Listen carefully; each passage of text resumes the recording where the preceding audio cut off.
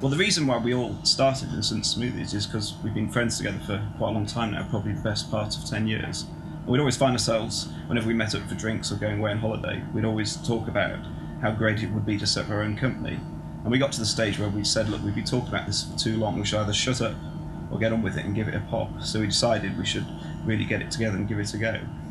We had all these sort of weird and wonderful ideas of what we should do, and there was all sorts of different ideas circulating around at the beginning. I remember one was... Yeah, one idea was to make baths that filled to the right temperature and exactly in the right amount of time so they never overflowed. And we got very excited about this for a very short period before we suddenly realised that things like electricity and water together wasn't something we really wanted to get involved in. And the idea of hoiking baths around hotels for sale wasn't the kind of lifestyle we wanted to lead.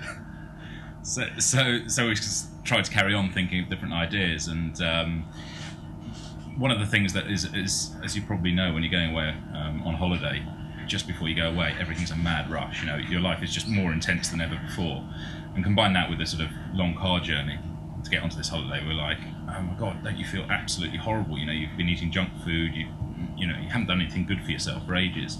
And so that's really how the idea came about, is wouldn't it be lovely to do something that just made you feel a lot better and tasted delicious at the same time? So, hence really smoothies were born. So we had the idea that what we should do is really go out and test it with customers properly.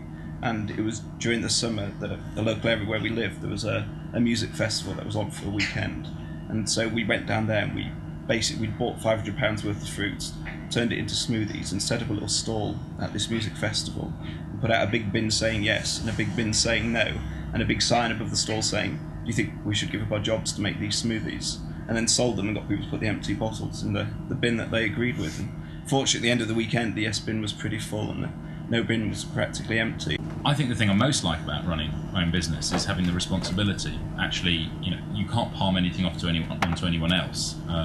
You are ultimately answerable.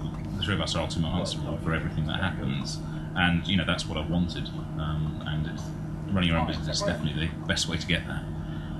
It's also just great to create something, whether it's seeing something on shelf in a shop, or creating a sort of environment here where there are now 6 people working, and sort of just building that up and seeing it change and grow.